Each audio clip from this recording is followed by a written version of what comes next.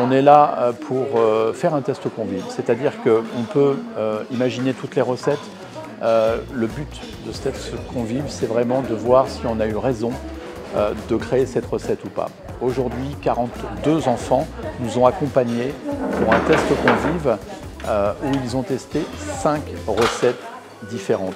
Finalement, on se rend compte que quand on explique aux enfants notre démarche, quand on explique aux enfants qu'une recette végétarienne, pour l'élaborer, il faut qu'on mette des épices, il faut qu'on mette des légumes, il faut qu'on mette des légumineuses. Quand on leur explique tout ça, on se rend compte que les enfants appréhendent mieux et sont plutôt convaincus et contents d'avoir dégusté ces recettes.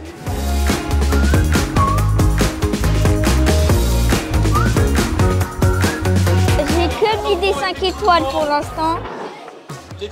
Et je voudrais tout ça à la cantine.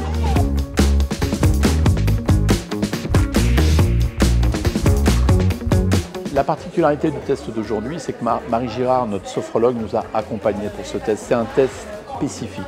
Lunel faisait partie aujourd'hui du test convive avec notre sophrologue. À chaque recette, nous mettons une petite routine en place pour détendre l'enfant afin qu'il soit concentré à la dégustation.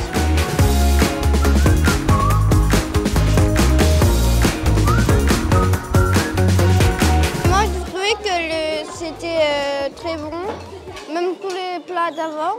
En gros, c'est plus qu'une cantine.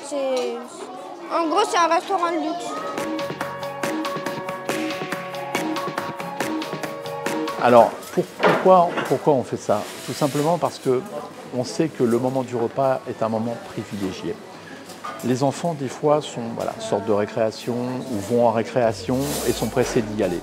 On sait que le repas, c'est 30 minutes. Ces 30 minutes, elles doivent être importantes. Elles doivent être consacrées à l'éducation de l'enfant sur le bien manger.